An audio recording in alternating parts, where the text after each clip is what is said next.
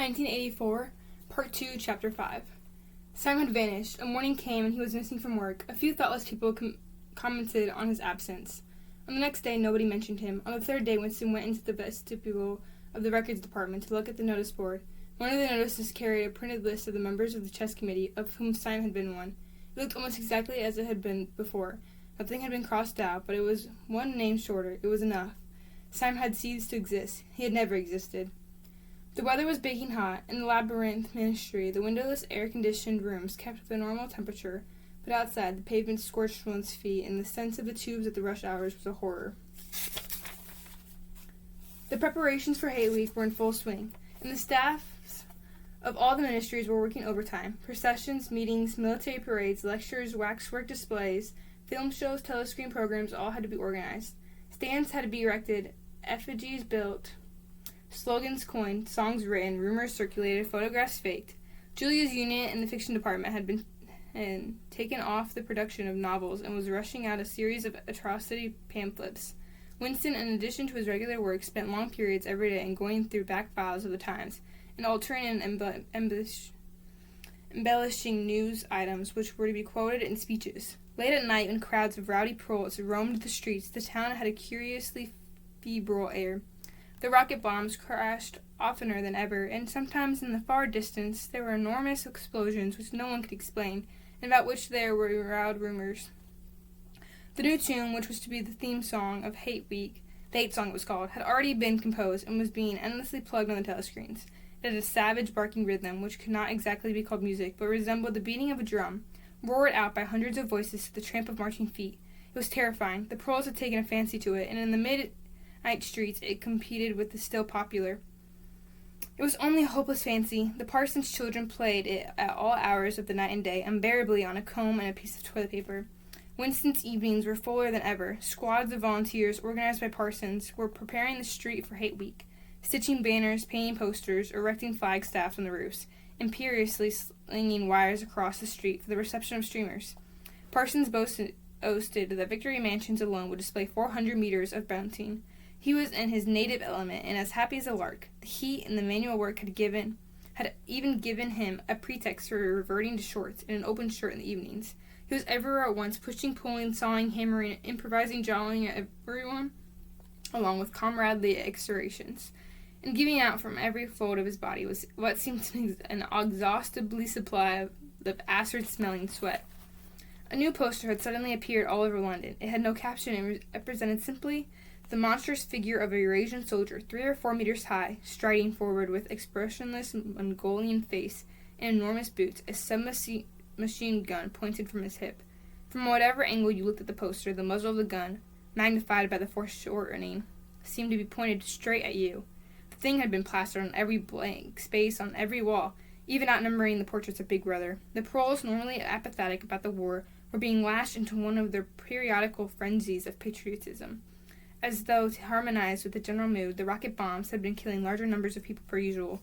One fell on a crowded film theater in Stepney, burying several hundred victims among the ruins. The whole population of the neighborhood turned out for a long, trailing funeral, which went on for hours and was in effect an indignation meeting.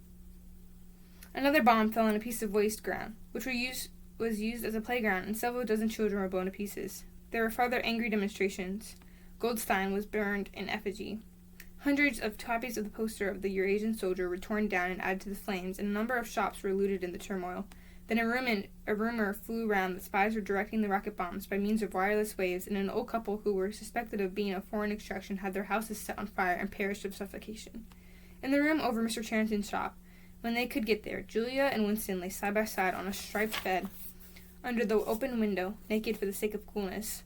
The rat had never come back, and the bugs had multiplied hideously in the heat. It did not seem to matter. Dirty or clean, the room was paradise. As soon as they arrived, they would sprinkle everything with pepper, bought on the black market, tear off their clothes and make love with sweating bodies, then fall asleep and wake to find that bugs had rallied and were massing for the counterattack. 4, 5, 6, 7 times they met during the month of June. Winston had dropped his habit of drinking gin at all hours. He seemed to have lost the need for it. He had grown fatter. His varicose ulcer had subsided, leaving only a brown stain on the skin above his ankle. His fits of coughing in the early morning had stopped. The process of life had ceased to be intolerable. He had no longer any impulse to make faces at the telescreen or shout curses at the top of his voice. Now that they had a secure hiding place, almost a home, it did not even seem a hardship that they could only meet infrequently for a couple of hours at a time. What mattered was that the room over the junk shop should exist. To know that it was there, inviolate, was almost the same as being in it. The room was a world, a pocket of the past where extinct animals could walk.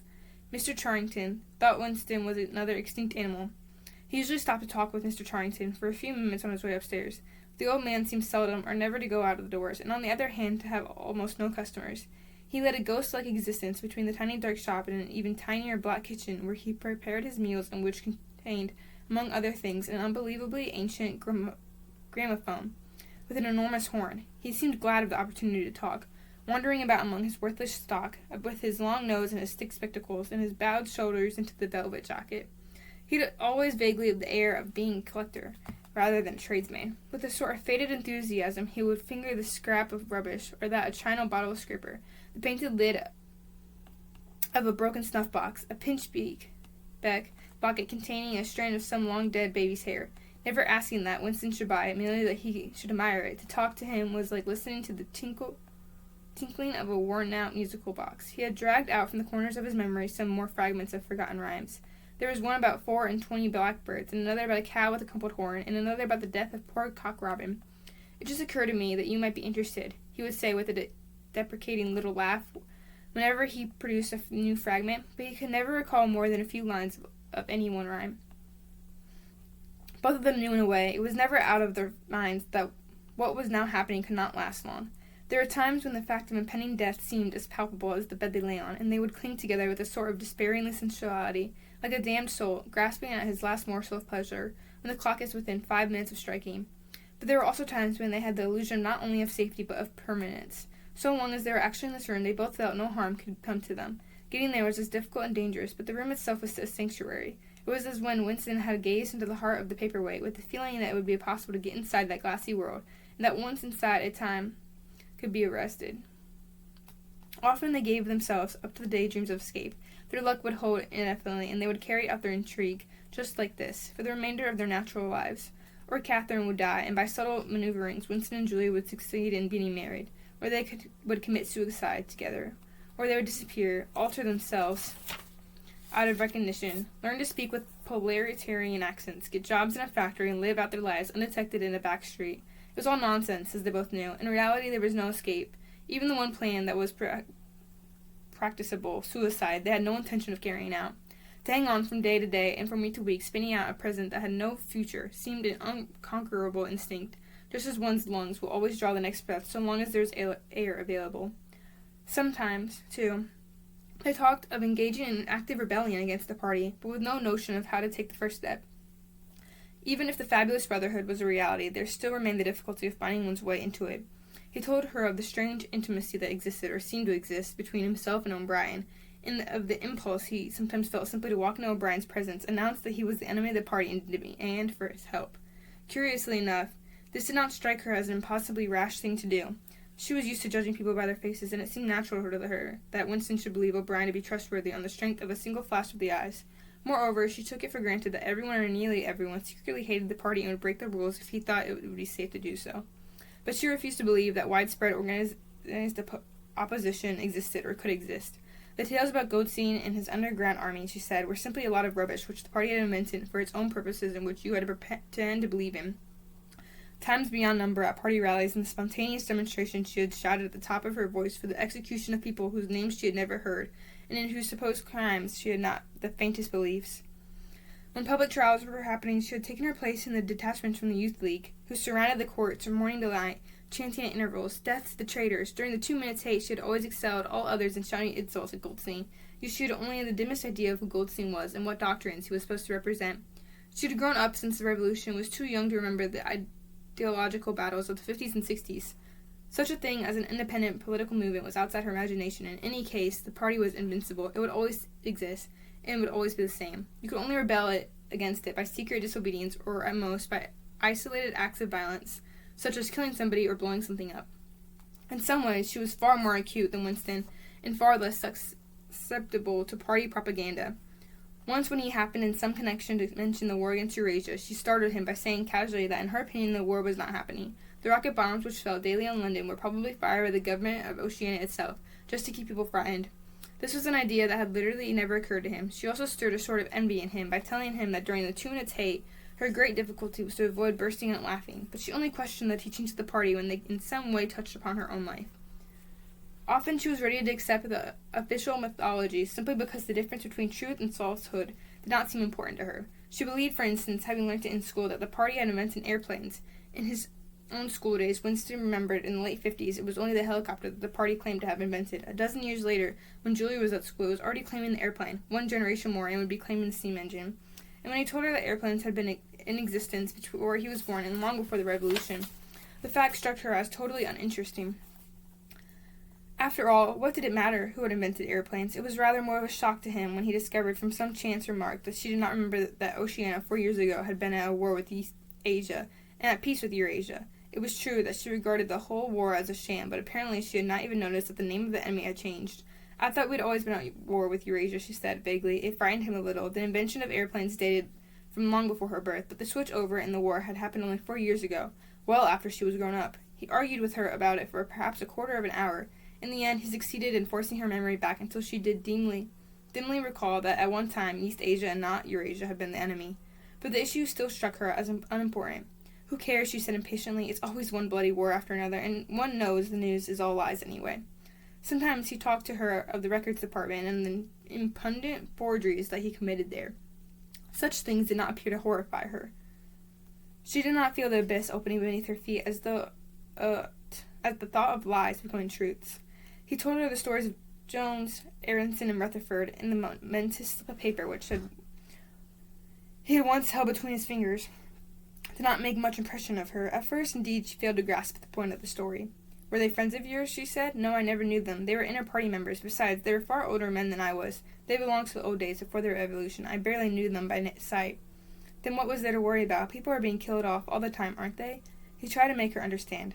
This was an exceptional case. It wasn't just a question of somebody being killed. Do you realize that the past, starting from yesterday, had been actually abolished? If it survives anywhere, it's in a few solid objects with no words attached to them, like the lump of glass there.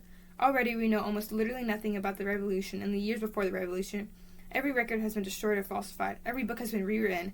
Every picture has been repainted. Every statue and street and building has been renamed. Every date has been altered, and that process is continuing day by day and minute by minute. History has stopped. Nothing exists except an endless present in which the party is always right. I know, of course, that the past is falsified, but it would never be possible for me to prove it, even when I did the falsification myself. After the thing is done, no evidence ever remains. The only evidence is inside my own mind, and I don't know with any certainty that any other human being shares my memories. Just in that one instance in my whole life, I did possess actual concrete evidence after the event, years after it. And what good was that? It was no good, because I threw it away a few minutes later, but if the same thing happened today, I should keep it.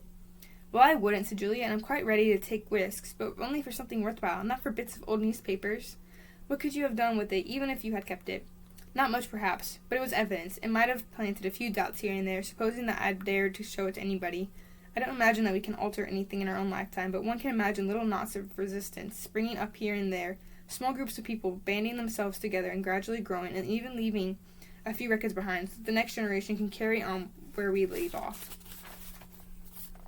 I'm not interested in the next generation, dear. I'm interested in us. You're only a rebel from the waist downward, he told her. She thought this brilliantly witty, and flung her arms around him in delight. In the ramifications of party doctrine, she had not the faintest interest. Whenever he began to talk of the principles of Ingsoc, doublethink, the mutability of the past, and the denial of objective reality, and to use newspeak words, she became bored and confused and said that she never paid any attention to that kind of thing. One knew that it was all rubbish, so why let oneself be worried by it? She knew when to cheer and when to boo, and that was all one needed. If he persisted in talking of such subjects, she had a disconcerting habit of falling asleep. She was one of those people who can go to sleep at any hour in any position. Talking to her, he realized how easy it was to present an appearance of orthodoxy while having no grasp whatever of what orthodoxy meant. In a way, the world view of the party imposed itself most successfully on people incapable of understanding it. They could be made to accept the most flagrant violations of reality because they never fully grasped the enormity of what was demanded of them, and were not sufficiently interested in public events to notice what was happening. By lack of understanding, they remained sane. They simply swallowed everything, and what they swallowed did them no harm, because it left no residue behind, just as a grain of corn will pass undigested through the body of a bird.